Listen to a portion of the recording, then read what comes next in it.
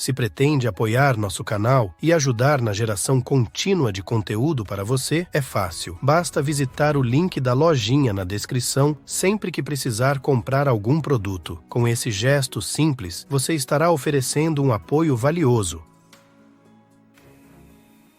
Não tema a doença ou os acidentes só porque já passou por isso antes.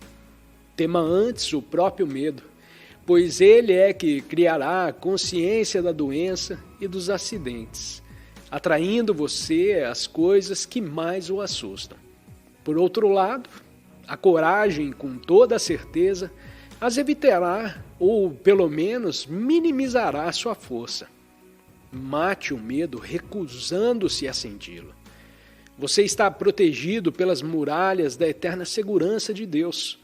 Mesmo que naufrague nos mares do sofrimento, ou que a morte bata à sua porta, os raios protetores de Deus podem dispersar as nuvens ameaçadoras da tragédia, acalmar as ondas das provações e mantê-lo seguro, quer se encontre num castelo ou no campo de batalha da vida, com os projéteis da aflição sibilando à sua volta.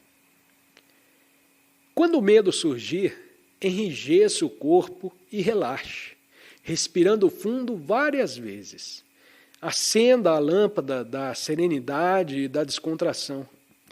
Faça com que todo o seu mecanismo mental desperte e passe a vibrar ao ritmo da vontade. Em seguida, imprima o poder da vontade à engrenagem da cautela, intemerata e do bom senso.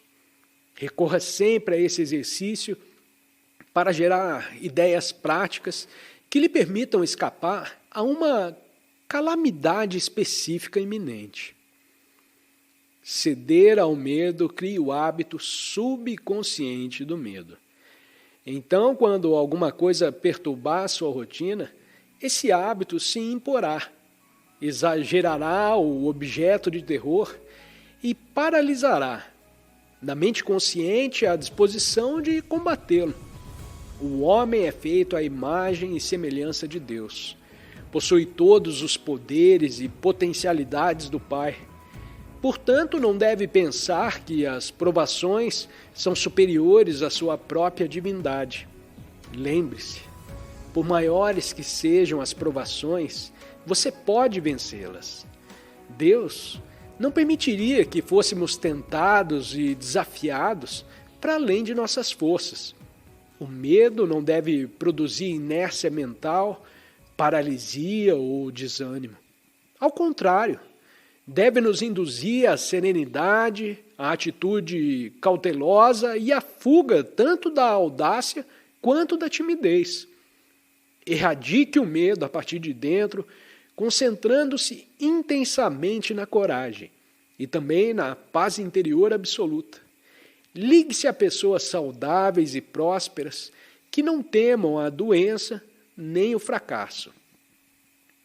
O medo do palco é uma forma de medo que provoca nervosismo em muitas pessoas, tornando-as incapazes de fazer qualquer coisa naturalmente. Se você é tímido e tem esse tipo de medo, mantenha a mente serena e lembre-se, a força de que precisa já existe dentro de você. A força para convencer pessoas e permitir que o Espírito Infinito atue por seu intermédio. O medo de palco e a timidez devem ser superados pela atenção profunda, a concentração e a calma, pouco antes de você entrar em cena. Faça os seguintes exercícios. Primeiro, respire fundo algumas vezes, concentrando-se no ponto situado entre as sobrancelhas antes de subir ao palco. Isso removerá a timidez e melhorará a sua autoconfiança. Segundo, mentalmente, ensaie seu desempenho, imaginando que ele será primoroso, alegre e cheio de vivacidade. Terceiro, elimine o nervosismo, contraindo os músculos e depois relaxando-os. Quarto, tome um banho 2 horas ou imediatamente antes da apresentação. Se o tempo for curto, apenas lave as aberturas do corpo com água fria. Quinto, a humildade atrai. Ela desperta simpatia e atenção amável por parte do público, ao passo que a arrogância provoca sarcasmo e indiferença. O complexo de inferioridade suscita compaixão, desconfiança e apatia no público. O complexo de inferioridade nos induz a subestimar nossa capacidade real e destrói quaisquer faculdades que porventura tenhamos. A confiança inabalável em nosso talento e no sucesso de nosso desempenho, devida à certeza de que Deus opera em nós, sempre nos mantém alegres e contentes antes de uma estreia. Disponha-se mentalmente a fazer o melhor a fim de que o público aprecie sua atuação. Sexto, arranje o melhor professor para lhe ensinar as melhores técnicas de interpretação, oratória ou canto. Depois, com toda a sua inspiração e atenção, domine por completo essa técnica. Sétimo, coma moderadamente, digamos às 14 horas, quando for se apresentar às 20 horas. Um estômago cheio absorve a força da atenção necessária num espetáculo. Pratique a técnica com inteligência, inspiração e intoxicação divina todos os dias. Procure sentir em qualquer bom trabalho que fizer Deus atuando por seu intermédio. Uma das formas de medo é o medo da morte. A morte deve ser olhada como uma experiência universal, uma mudança pela qual todos temos de passar. Deve ser vista como uma nova e boa oportunidade, um descanso da luta extenuante nesse mundo. Além disso, nada há a temer. Se você não está morto, está vivo. E quando estiver morto, tudo se acabou e não há mais o que lamentar. O medo da morte nasce da ignorância máxima. Paralisa a atividade, o pensamento, a ambição.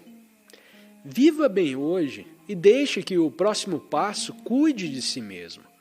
Console-se a ideia de que a morte vem para todos, santos e pecadores, e é, portanto, apenas um repouso para as tribulações dessa vida. O nervosismo parece uma mera indisposição, mas na verdade é bastante complicado e muitíssimo incômodo. Se você é nervoso, isso dificultará a cura de qualquer doença que possa ter. Se você é nervoso, não conseguirá se concentrar e trabalhar eficientemente para alcançar o sucesso. Se você é nervoso, não poderá meditar em profundidade para adquirir paz e sabedoria. De fato, o nervosismo interfere em todo o funcionamento do corpo e da mente. Abala o mecanismo físico, mental e espiritual do ser humano. O nervosismo, às vezes, é causado pela excitação forte e contínua, como a estimulação exagerada dos sentidos, pensamentos ou emoções. A falta de elementos necessários a uma vida normal e feliz, como exercício adequado, ar fresco, luz solar, boa alimentação, trabalho agradável e objetivos a cumprir, agrava quando não provoca a condição nervosa. O nervosismo é altamente contagioso e pode surgir também do convívio com pessoas descontroladas, críticas ou simplesmente desagradáveis.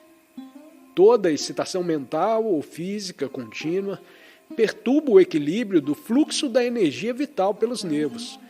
Se você aplicar uma corrente de 2.000 volts a uma lâmpada de 50 watts, ela destruirá a lâmpada. Do mesmo modo, um estímulo muito forte compromete o funcionamento do sistema nervoso. Quando numa fábrica os fios elétricos se estragam, podem ser substituídos por um eletricista. Mas quando nossos nervos ficam danificados, Não há como colocar outros em seu lugar.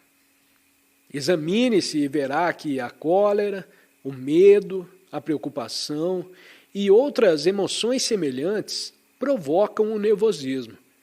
Medo e preocupação se relacionam de perto. A preocupação é quase sempre o medo de que algo indesejável esteja para acontecer. Mas o que tememos raramente acontece. Uma análise calma das circunstâncias quase sempre basta para eliminar a preocupação. Quando você está colérico, as células de seu cérebro literalmente fervem. Quando você está preocupado, seus nervos se paralisam. O medo queima os nervos que levam energia ao coração. A timidez destrói os terminais nervosos. Sono demais amortece os nervos e sono de menos também os prejudica. O remédio é permanecer calmo o tempo todo e fazer o melhor possível. Quando você se preocupar com alguma coisa, procure primeiro esclarecer os fatos, agir acertadamente e sorrir para o mundo.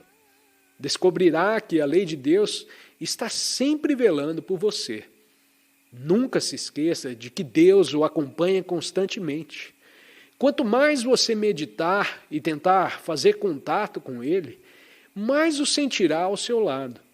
O medo é uma emoção totalmente desnecessária. Não tema coisa alguma.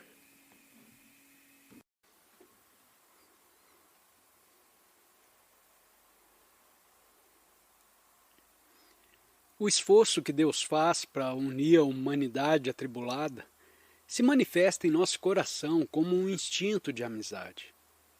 Faça de tudo para retomar o contato com seus amigos de encarnações passadas, que você reconhecerá por qualidades físicas, mentais e espirituais familiares. Ignorando quaisquer considerações de ganho material ou mesmo espiritual, aperfeiçoe sua amizade, iniciada em existência anterior, e transforme-a em amizade divina. Quando a amizade divina impera no templo do coração, a alma individual se funde com a imensidade da alma cósmica, deixando para trás os laços limitadores que a separavam das criaturas de Deus animadas ou inanimadas. Quando você falar mal de alguém pelo simples gosto do mexerico ou pela força do hábito, lembre-se, o Pai Celestial irá julgá-lo da mesma maneira. Atraímos aquilo que damos. Se propalarmos as fraquezas dos outros, a lei divina, de uma maneira misteriosa, tornará públicas as nossas. O mexerico nunca cura sua vítima, apenas a torna colérica, desesperada ou envergonhada. Fortalece sua determinação de continuar a ser má. Reza um provérbio: o homem que perdeu uma orelha entra na cidade pelas vielas, a fim de mostrar a que resta e esconder a que falta.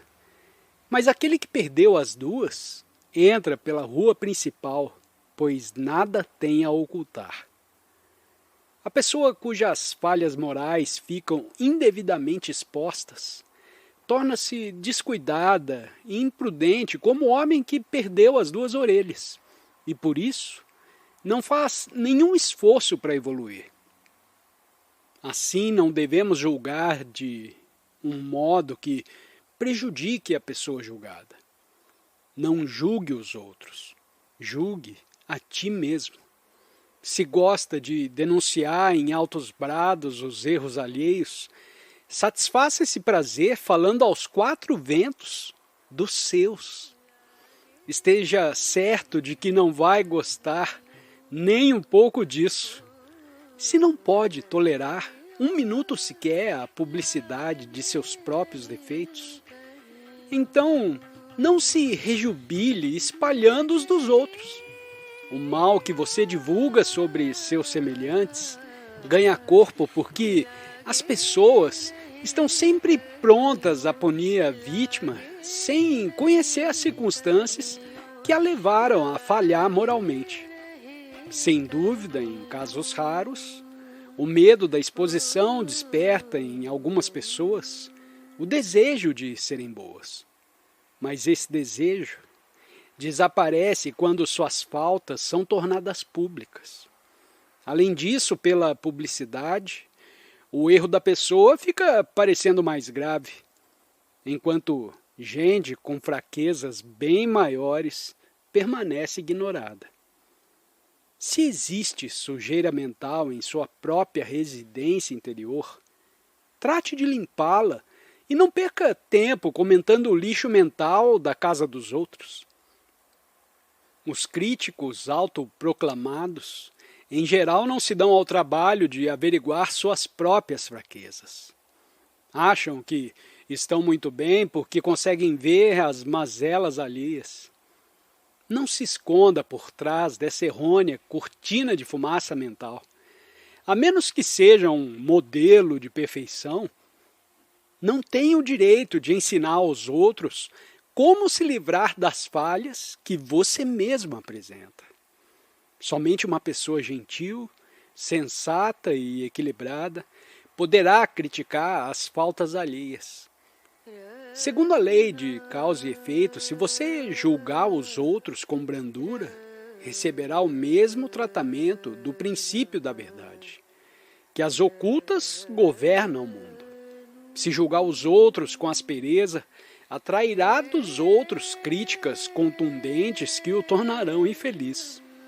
Não é sábio pôr a nu as fraquezas alheias, causando embaraços e provocando ressentimentos. Julgar com crueldade as más ações dos outros nos faz esquecer que o pecador é apenas um filho de Deus vitimado pelo erro. Odeie o pecado, mas nunca o pecador, pois ele é seu irmão divino, cujo entendimento foi eclipsado pela ignorância.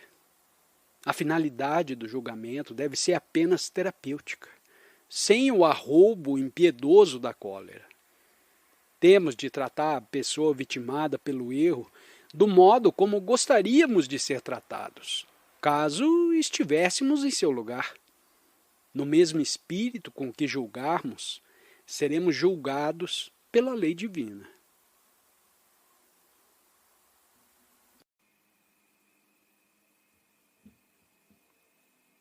Quando você pensa que esse mundo é invadido pela morte e que o seu corpo também terá que ser descartado, o plano de Deus parece muito cruel. Você não consegue imaginar que ele seja misericordioso. Mas quando você examina o processo da morte com os olhos da sabedoria, vê que, apesar de tudo, trata-se apenas de um pensamento de Deus, passando através de um pesadelo de mudanças para chegar a uma bem-aventurada liberdade, nele novamente. Santos e pecadores alcançaram por igual liberdade da morte, em maior ou menor grau, de acordo com seus méritos. No sonho do Senhor, chamado mundo astral, o lugar para onde vão as almas depois da morte, elas gozam de uma liberdade que jamais conheceram durante a vida na Terra. Portanto, não sinta pena de quem esteja atravessando a ilusão da morte, porque em pouco tempo ele estará liberto. E uma vez arrancado dessa ilusão, perceberá que, afinal, a morte não foi tão ruim assim. Compreende que sua mortalidade foi apenas um sonho e se regozija, porque agora o fogo não pode queimá-lo, nem a água afogá-lo. Está livre e em segurança. A consciência do moribundo encontra-se, de repente, aliviada do peso do corpo, da necessidade de respirar e de qualquer dor física. A alma, então, experimenta uma sensação de voar pacificamente através de um túnel de luz suave e difusa. Em seguida, a alma flutua num estado de sono inconsciente, 1 milhão de vezes mais profundo e mais agradável do que o mais profundo sono que experimentara no corpo físico. O estado após morte é experimentado de forma distinta, dependendo do modo de vida que as diferentes pessoas tiveram na Terra. Da mesma forma que pessoas diferentes têm sonos com diferentes profundidades e tempos de duração. Assim também são as suas experiências depois da morte. O homem bom que trabalha arduamente na fábrica da vida entra num sono profundo, inconsciente e repousante por um período curto. Então, desperta em algum lugar do mundo astral. Na casa de meu pai há muitas moradas. Nunca consegui acreditar no céu, observou um estudante. Existe mesmo tal lugar? Sim, respondeu Paramahansa Yogananda. Aqueles que amam Deus e confiam nele vão para lá quando morrem. Nesse plano astral, tem-se o poder de materializar qualquer coisa imediatamente, meramente pelo pensamento. O corpo astral é feito de luz tremeluzente, e nessas regiões existem cores e sons totalmente desconhecidos na Terra. É um mundo belo e aprazível. A morte não é o fim das coisas, mas sim a transferência das experiências físicas do domínio grosseiro da matéria mutável para as energias e alegrias mais puras no reino astral de luzes multicoloridas. O mundo astral é infinitamente belo, limpo, puro e ordenado. Não há planetas mortos nem terrenos estéreis. As imperfeições terrestres, ervas daninhas, bactérias, insetos, serpentes, não existem lá. Contrariamente aos vários climas e estações da Terra, os planetas astrais mantêm uma temperatura constante de eterna primavera, com nevadas ocasionais de um branco resplandecente e chuvas de luzes multicoloridas. Nos planetas astrais encontra-se grande abundância de lagos opalescentes, mares brilhantes e rios de arco-íris. As almas na região astral vestem-se com luzes tênues. Elas não se aprisionam em feixes de ossos recobertos de carne. Não carregam molduras pesadas e frágeis que colidem com outros sólidos toscos e se quebram. Portanto, na Terra astral, não existe guerra entre o corpo humano e outros sólidos, oceanos, relâmpagos e doenças. E também não há acidentes, pois todas as coisas coexistem num ambiente de solidariedade e não de antagonismo. Todas as formas de vibração funcionam em harmonia umas com as outras. Todas as forças vivem em paz e em consciente cooperação. As almas, os raios sobre os quais caminham e os raios alaranjados que bebem e consomem são todos feitos de luz viva. Essas almas vivem no mútuo relacionamento e cooperação, respirando não o oxigênio, mas a alegria do espírito. Amigos de outras vidas facilmente se reconhecem no mundo astral. Regozijando-se na imortalidade da amizade, eles compreendem a indestrutibilidade do amor, tantas vezes posta em dúvida nos momentos das tristes e ilusórias separações da vida eterna. Por que choramos quando morrem nossos entes queridos? Por que nos entristecemos com a nossa própria perda? Se eles nos deixam para cursar em melhores escolas da vida, deveríamos nos alegrar em vez de ficarmos egoisticamente tristes, pois ao irradiar nossos desejos egoístas, podemos mantê-las presos à terra e impedir o progresso deles. O Senhor é sempre novo e por meio de sua varinha mágica infinita, a morte renovadora, Ele mantém cada objeto criado, cada ser vivo, sempre em manifestação, sempre remodelando num veículo mais apropriado para as suas inexauríveis formas de expressão. A morte chega ao homem trabalhador como uma promoção a um nível superior, e aos fracassados vem para lhes dar uma nova oportunidade num ambiente diferente.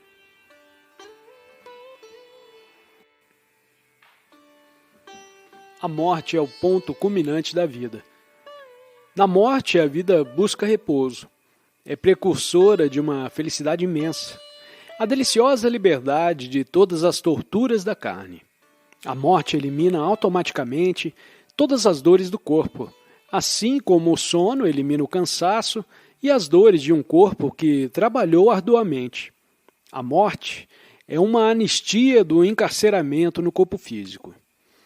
O homem ignorante vê apenas o muro intransponível da morte, aparentemente ocultando para sempre os amigos queridos. Mas o homem sem apego, o que ama os outros como expressões do Senhor, compreende que na morte os seres amados apenas regressaram para um hausto de alegria em Deus. Quão gloriosa é a vida depois da morte! Você já não tem mais que arrastar a sua velha bagagem de ossos com todos os seus problemas. Estará livre no céu astral, desembaraçado das limitações físicas. Certa vez escrevi a respeito da visão que tive de um jovem moribundo, visão por meio da qual Deus me mostrou a atitude correta perante a morte. O jovem estava deitado na cama e o médico lhe disse que só teria mais um dia de vida. E ele respondeu: um dia para alcançar meu amado, quando a morte abrirá os portões da imortalidade e eu ficarei livre das grades do sofrimento.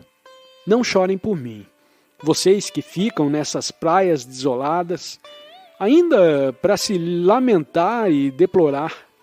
Eu é que tenho pena de vocês. Derramam lágrimas sombrias por mim, chorando a perda que represento para vocês. Mas por vocês eu choro lágrimas de alegria, por estar partindo antes, para o próprio bem de vocês, para acender velas de sabedoria o tempo todo, e esperarei para recebê-los onde eu estiver, com o meu e seu único amado. Ó, meus queridos, exultem com a minha alegria. Você não sabe o que se passará consigo nesse mundo. Tem que continuar a viver e a se preocupar. Aqueles que morrem sentem pena de nós e nos abençoam. Por que sofrer por eles? Contei a história do jovem moribundo para uma senhora que havia perdido o filho. Quando acabei de contar, ela enxugou as lágrimas imediatamente e disse: nunca senti tanta paz. Estou contente em saber que meu filho está livre. Eu achava que algo horrível tinha lhe acontecido. Quando perder um ente querido, em vez de desesperar-se, compreenda que ele se foi para um plano mais elevado, segundo a vontade divina, e que Deus sabe o que é melhor para ele. Alegre-se por ele estar livre. Reze para que seu amor e boa vontade sejam mensageiras do estímulo que você lhe envia no caminho dele para diante. Essa atitude o ajuda muito mais. Naturalmente, não seríamos humanos se não sentíssemos falta de nossos entes queridos. Mas ao sentirmos a solidão provocada pela ausência deles, não queiramos que apegos egoístas acabem nos prendendo à terra. Uma tristeza excessiva impede que a alma que partiu continue progredindo em direção a uma paz e uma liberdade maiores.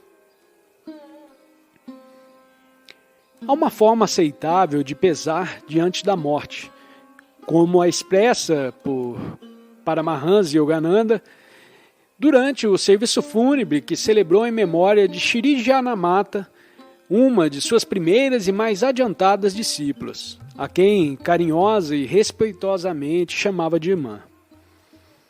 Ontem à noite alguém me disse, ao ver lágrimas em meus olhos, que eu deveria me alegrar porque a irmã estava livre na alegria do espírito. E eu disse: sei disso tudo, quão feliz a irmã está, como se encerrou esse glorioso capítulo de sua vida, como se foram as dores de seu corpo. Meu espírito está com o espírito dela em Deus. Estas, porém, são lágrimas de amor, porque deste lado terei saudade dela. Aquela luz fulgurante e humilde que foi a irmã extinguiu-se diante de mim e juntou-se à grande luz. Essa é a minha alegria e a minha tristeza. E estou alegre por estar triste. Alegre por ela ter estado conosco para inspirar tanto amor em nossos corações. Para enviar seus pensamentos aos entes queridos que já partiram, Sente-se em silêncio no seu quarto e medite em Deus. Quando sentir a sua paz dentro de você, concentre-se profundamente no centro crístico, o centro da vontade no ponto entre as sobrancelhas, e irradie seu amor para esses entes queridos que se foram. Visualize no centro crístico a pessoa com quem você quer entrar em contato. Envie a essa alma sua vibração de amor, de força e de coragem.